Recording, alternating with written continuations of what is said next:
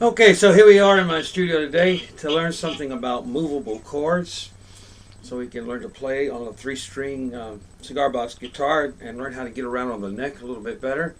I know that everybody that's new, especially to playing cigar box guitars, are very familiar with the open chord, the power chord structure, you know, the 3 or 4 chords that that we work with really to play the blues. So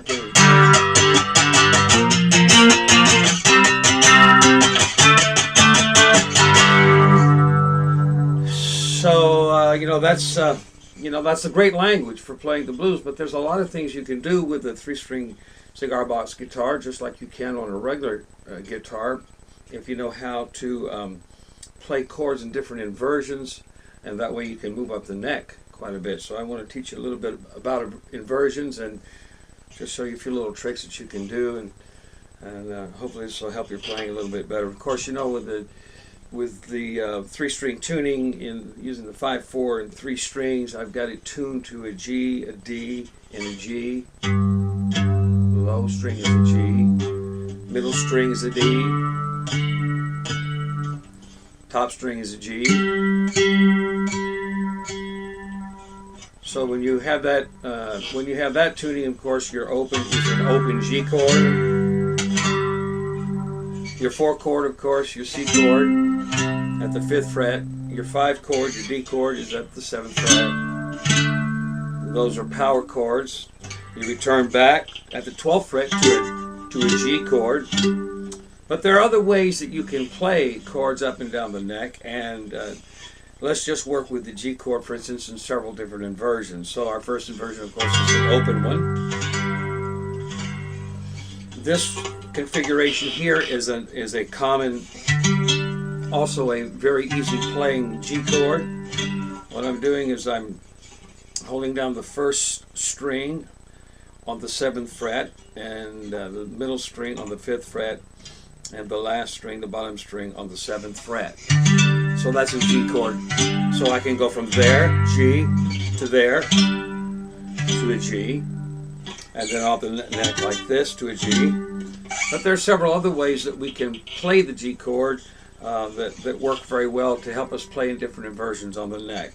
So if I'm using this configuration here, and because the wonderful thing about the 3-string guitar and the 1, 3, and 5 notes that make up a chord is that you can play these different inversions off of a fingering that's very close.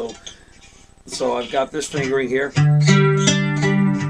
Now I can bar it here and play on the middle string on the 9th fret, and I got another G here,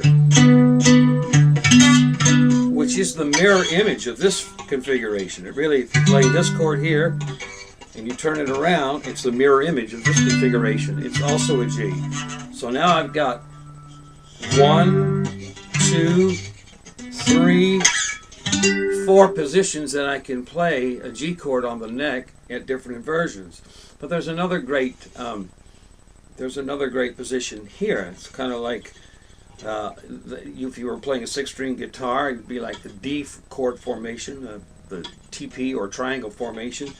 So I'm going to be 1st string, 4th fret, 2nd string, 5th fret, and bottom string, 4th fret.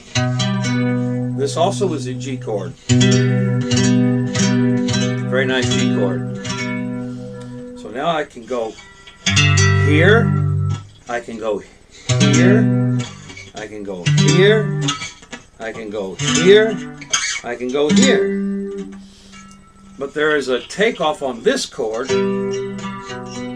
that also I can play to get a little different sound and a little different inversion. So if I keep these two bottom notes here, bottom string 4th fret, middle string 5th fret, and then go up to the 7th fret on my top string, that also is a G with a little bit different sound. And it's also a way to pick up in a melody line a higher note if you wanted to bring that higher note in there. So now I've got 5 different ways I can play a G chord. I can play it open, I can play it here, I can play it here, I can play it here, I can play it here, I can play it here, and so forth and so on right up the neck. So once you know that about a G chord, this same thing will work in any other key. So if you were playing an A, you can do the same thing. There, you'd be there.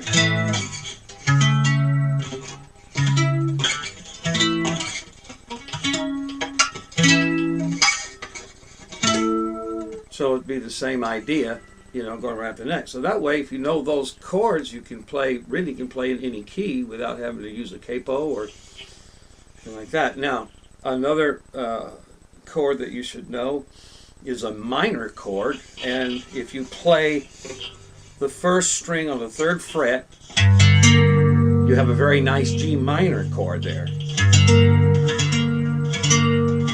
And of course that's movable up the neck. So if I were to bar here and play here, I'd have an A minor chord, B minor chord, C minor chord, D minor chord, and so forth right up the neck.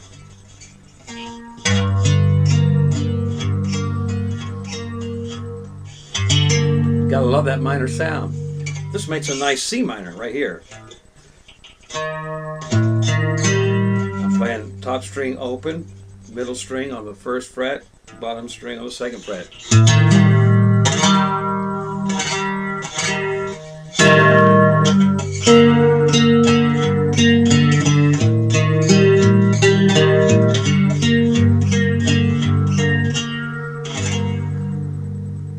So that's a really nice chord.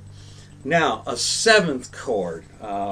Let's just take a C at the 5th fret, open chord C. I can make this a C 7th by dropping this note down here to the 3rd fret and holding these two. So that would be C. This would be a C 7. And the same thing, of course, works right up the net. That's a D 7th. But there's another really neat trick to making a C 7th chord, and that's to drop down here and play the middle string at the 2nd fret, the bottom string at the 3rd fret, the top string at the 3rd fret. That's also a C 7th chord. And well, here's what's weird about it. If this is a G chord here, and you do a mirror image of it here, the 4, the 5, and the 4, do a mirror image and do 4, 3, 4, you also have a G7 chord. So that was just gone from a G to a G7. And here's a really cool turnaround here. So if you're playing a jazzy sound like in the key of G, I could sort of just kind of swing this a little bit by going.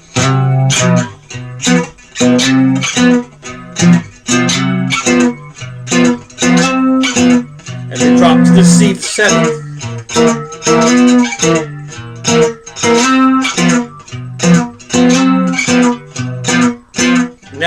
Now here's a really funky D 7th. If I play 1st string at the 2nd fret, leave the middle string open, and play the bottom string at the 2nd fret, I got a D 7th that I can work with.